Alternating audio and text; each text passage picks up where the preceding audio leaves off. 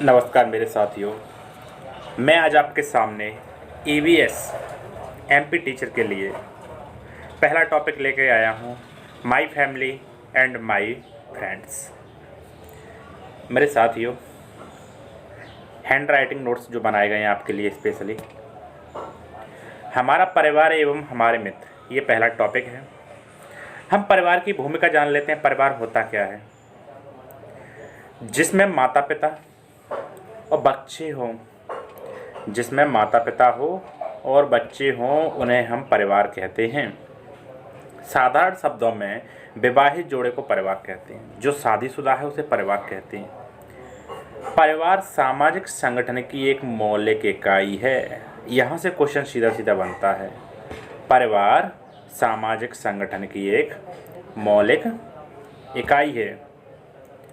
अब भाई परिवार की बात कर लेते हैं। ये होते कितने प्रकार के हैं परिवार?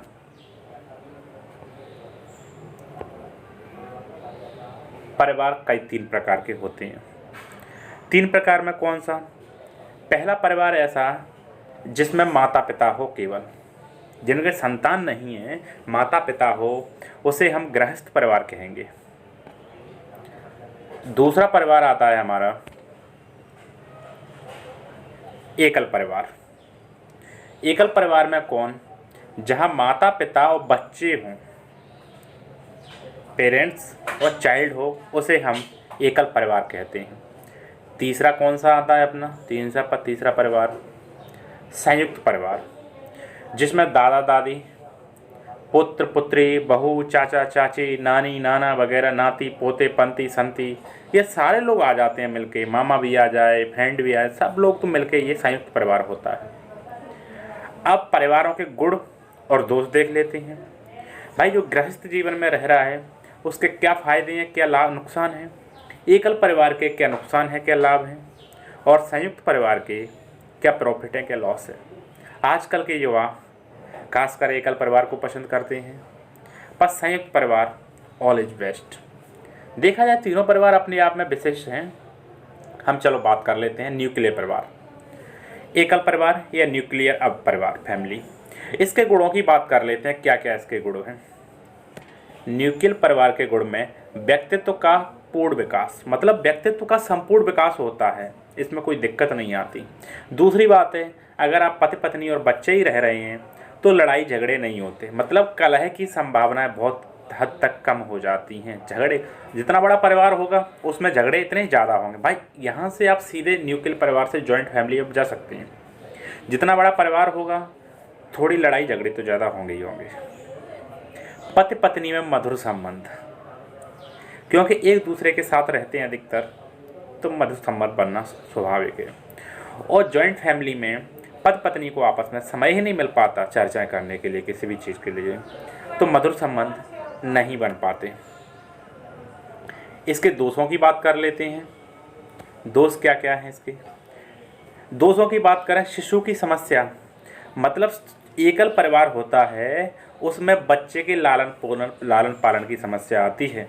अगर बच्चा होता है, पति कहता है आप रखिए कुछ समय के लिए, पत्नी कहती है आप, मतलब दोनों एक दूसरे पे जिम्मेदारी थोपते हैं, तो यहाँ बहुत बड़ी समस्या आ जाती है। शादी के बाद, बच्चे होने के बाद, इससे मतलब अलग होने तक की समस्याएं कई बार आ जाती हैं। दूसरी, स्वार्थ की भावना भी आ जाती है, मतलब सिर्फ मेरा और मेरा, इस तरीके की भावना आती है। संकट की घड़ी में कोई साथ देने वाला नहीं होता। मान के चलो कोई समस्या आती है, पति या पत्नी पे कोई बीमार है, तो हॉस्पिटल में जाने के लिए पति बीमार है, पत्नी को ले जाना, मतलब इस तरीके बहुत ही डिफ़िकल्ट काम हो जाता है। ये बहुत बड़े दोष हैं इसके। तीसरी बात और देख लेते हैं। अब इसमें संयुक्त परिवार में चलते हैं। संयुक्त परिवार के गुणों की बात कर लेते हैं।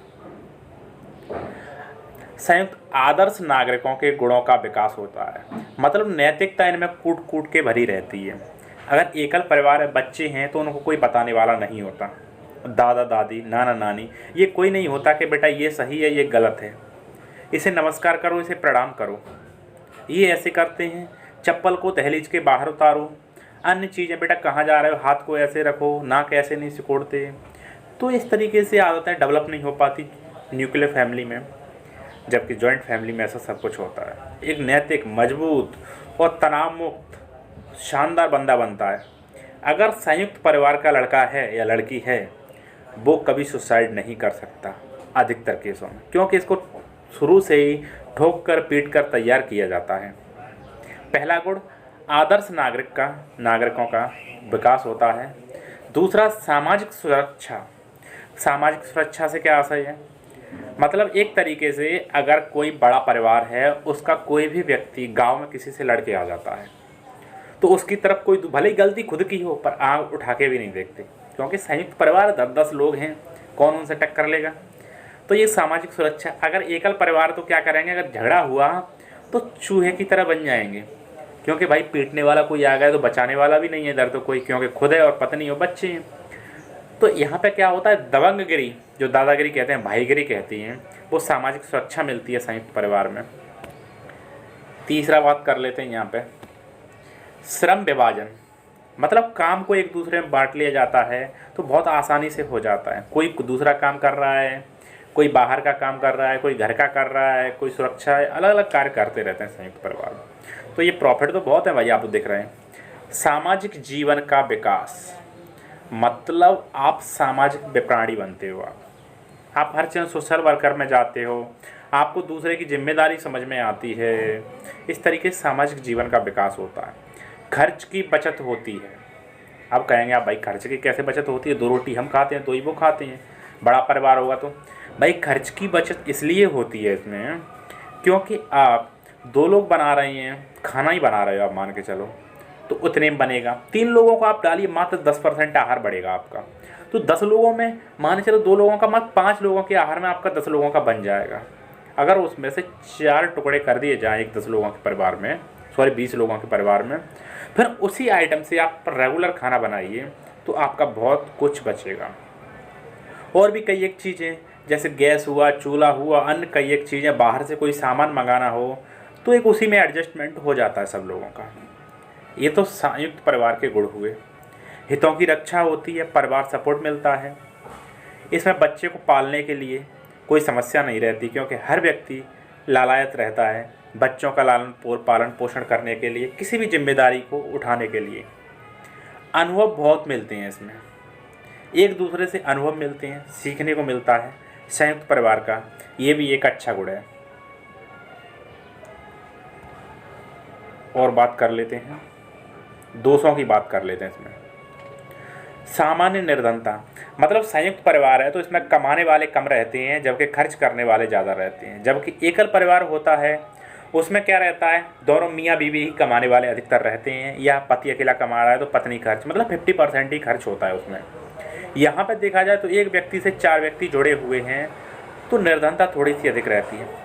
कठोर नियंत्रण, मतलब एकाधिकार चलता है। जैसे दादाजी का अगर डिसीजन है तो वो चलेगा ही चलेगा, उसको ना तो पिताजी ना बच्चे कोई भी डिसीजन को क्रॉस नहीं कर सकता। तो नियंत्रण का थोड़ा सा एकाधिकार कह सकें उसमें, तानाशाह हिटलर की तरफ, तो ये थोड़ा सा रहता है। कलह अधिक होता है, मतलब लड़ाई झगड़े ज़्यादा होते हैं।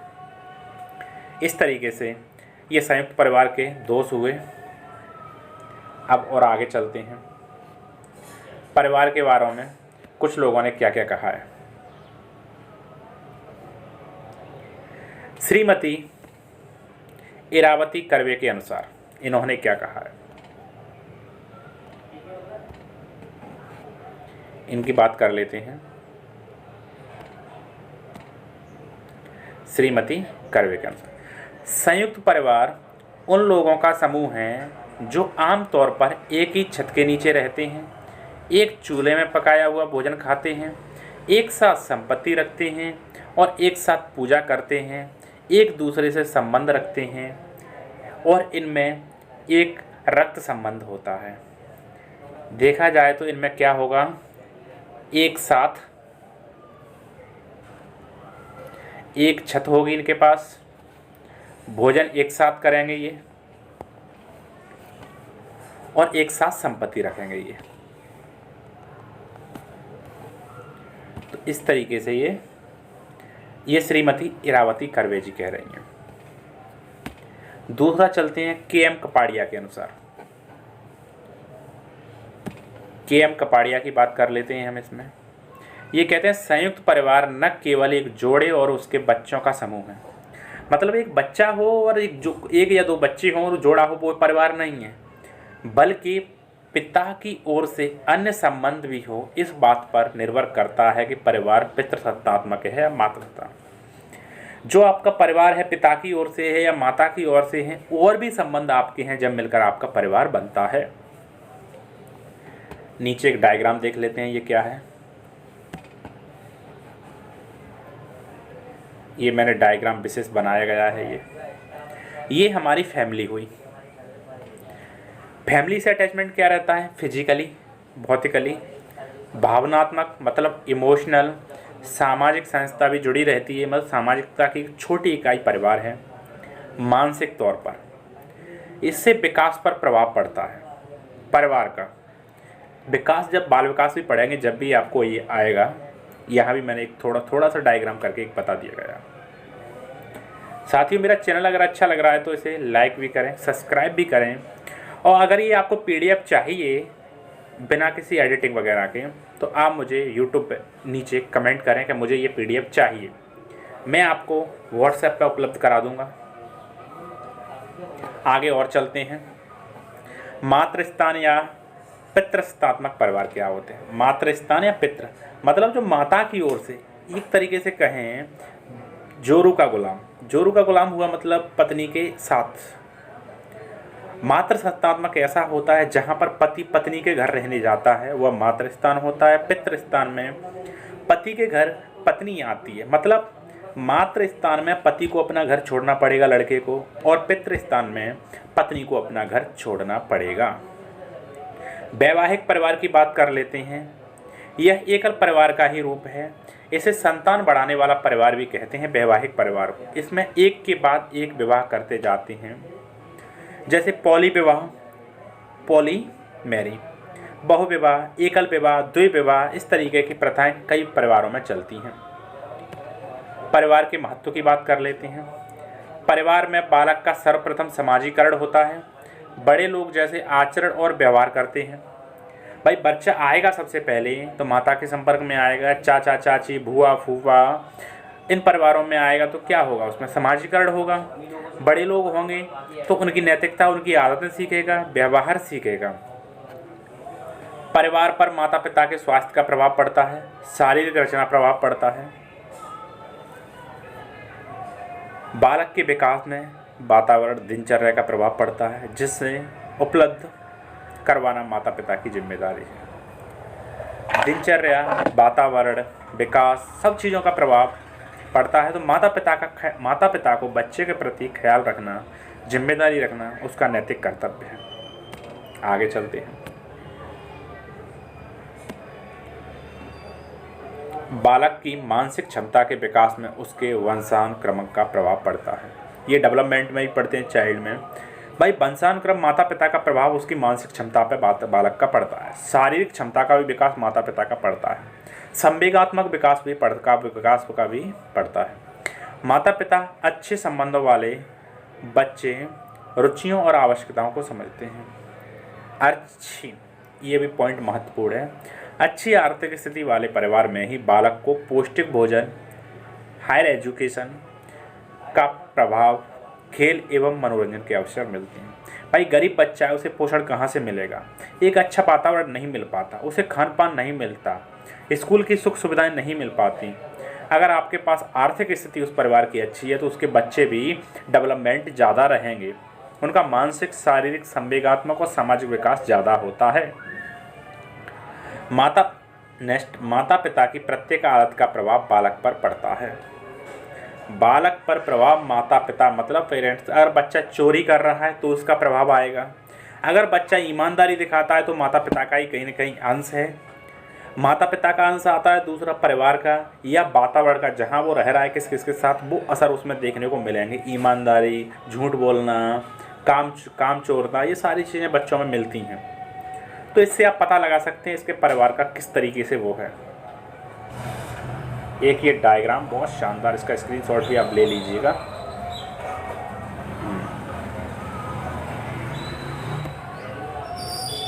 ये है हमारा परिवार की विशेषताओं के बारे में। ये मैंने स्पेशल बनाया, आपको किसी भी टीचर से नहीं मिलेगा ज़्यादातर। परिवार की विशेषताओं में एक निवास स्थान होता है, ये परिवार की विशेषताएं। सर्वकालिक एवं सार्वभौमिक संस्था होती है, अपनत्व की भावना होती है, अनिवार्य सदस्यता होती है, सदस्यों का उत्तरदायित्व मतलब एक दूसरे के प्रति उत्तरदायित्व होता है, हर किसी की जिम्मेदारी निभाते हैं परिवार में, सामाजिकरण होता है, बच्चों का लालन पालन अच्छे से हो पाता है परिवार में, रक्त संबंधों का बंधन होता है, एक दूसरे से अटैचमेंट होते हैं, चाचा चाची बुआ फूफा मतलब ब्लड रिलेशन होता है, भावनात्मक लगाव होता है एक दूसरे के प्रति, लड़ाई हो जाए झगड़ा हो जाए कलह हो जाए पर एक दूसरे के प्रेमी हमेशा बने रहते हैं, एक दूसरे के हितैषी रहते हैं। जो ज़िंदगी में दुनिया में कोई भी आपका साथी नहीं हो सकता, पर परिवार आपके साथ आएगा जब जब आपको कष्ट आएंगे। तो आप परिवार को भाई को कभी न छोड़ें, ये आपके बुढ़ापे तक काम आते हैं। सामाजिक नियंत्रण का प्रभाव, सामाजिक कंट्रोलिंग रहती है इसमें। दीर्घकालिक समूह मतलब ये ऐसा नहीं है कि 4-5 साल 10 साल चला है, ये पीढ़ियों से हजारों वर्ष 100 वर्ष 400 वर्ष पूर्व से चले आते हैं। जैसे परिवार बड़े होते जाते हैं थोड़े थोड़े टुकड़े होते जाते हैं, पर परिवार एक लंबा चलता है, सीमित आकार होता है, मतलब इसकी एक लिमिटेड होती है। ये नहीं है कि अनलिमिटेड गिनती ही ना हो परिवार की, 10 लोग होंगे 20 लोग होंगे, आजकल तो 5 लोग 7 लोग से ज़्यादा मिलते ही नहीं है किसी भी परिवार में। खैर सब अपने अपने परिवार की विशेषताएँ हैं। आजकल देखा जाए तो एकल परिवार भी नहीं बचे हैं, पति भी अलग रह रहा है, पत्नी भी अलग रह रही है, बच्चे भी अलग रह रहे हैं, उसे एकल परिवार भी हम कैसे कह सकते हैं। जैसे देखा जाए तो पति एक कुन्ने में डला हुआ है, मोबाइल चला रहा है, पत्नी भी अलग मोबाइल कुन्ने में चला रही है, बच्चे को भी एक मोबाइल दे दिया गेम खेलने के लिए कि बच्चा रोए ना। तो ये भारत की कहें या पूरे विश्व की जो प्राचीन सभ्यता आई है, बहुत बड़ी दुर्दशा हो रही है कि किसी के लिए किसी के पास समय नहीं है, 2 शब्दों की चर्चा करने के लिए, अपनी शेयरिंग करने के लिए समय नहीं है।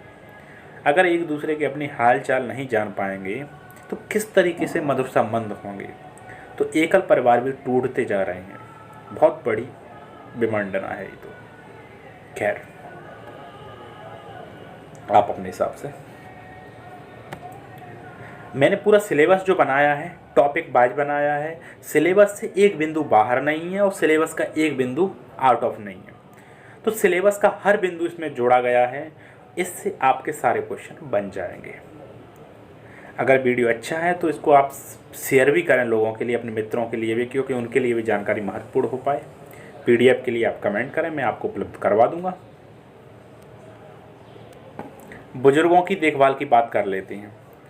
शारीरिक कमजोरी आ जाती है बुजुर्गों में, बच्चों में भी। बच्चों और बुजुर्गों की देखभाल करना परिवार की जिम्मेदारी है।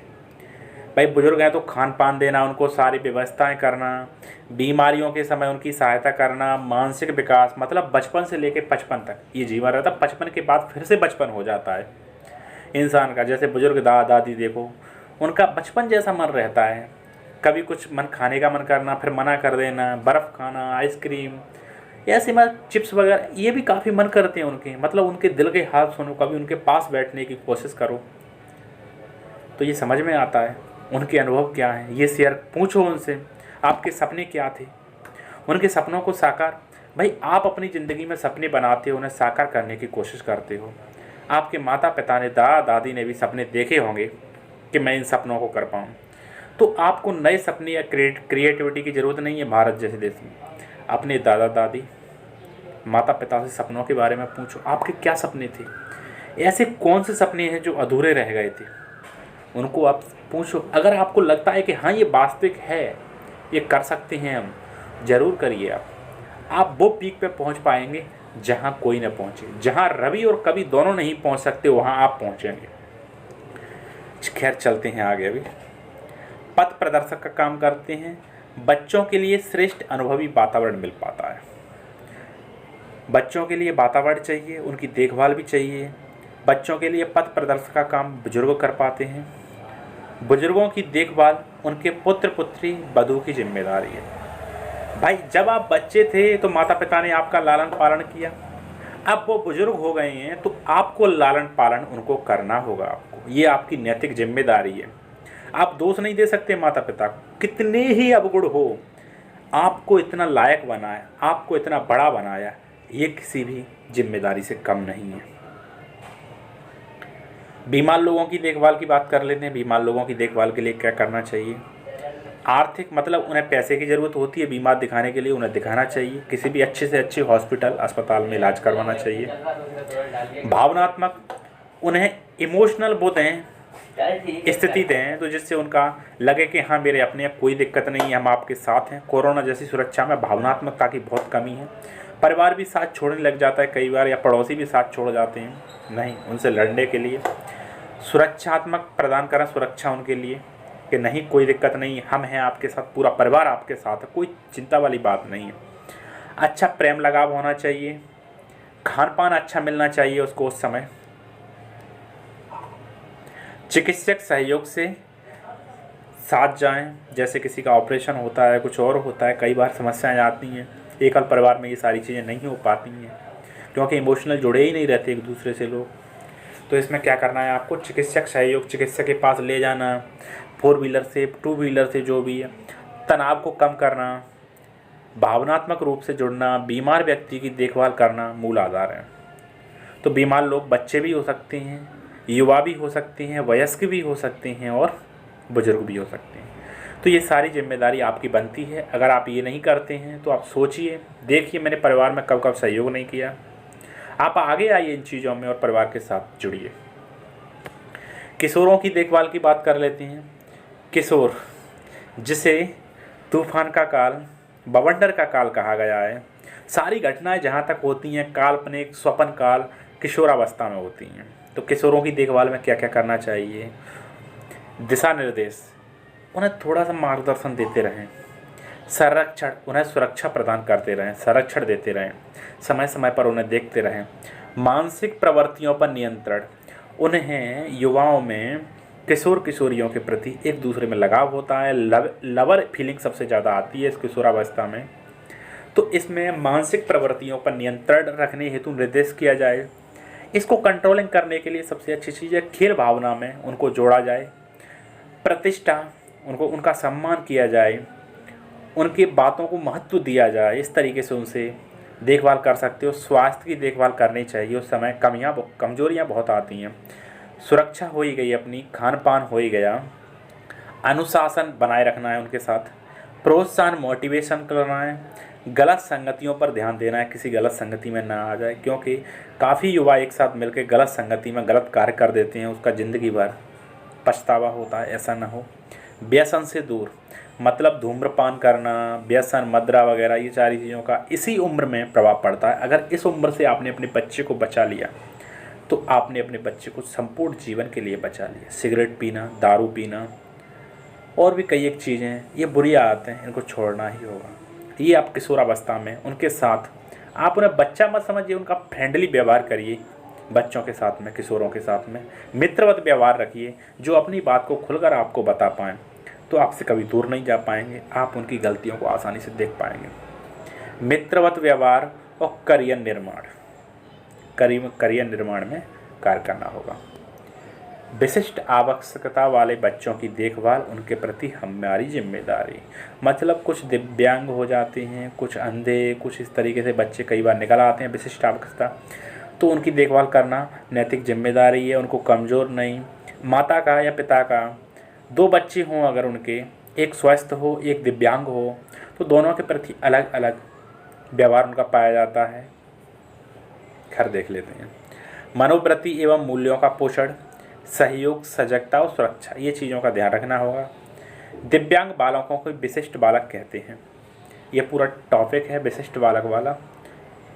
बालक पहले और अब। पहले बालकों का लालन पालन परिवार करता था, उनको पालना बालक का काम था, अधिकतर दादा दादियों का काम था। परिवार बालक की प्रथम पाठशाला होती थी, वहीं से बच्चे संस्कार, सामाजिक गुण, ये सारी चीज़ें सीखते थे।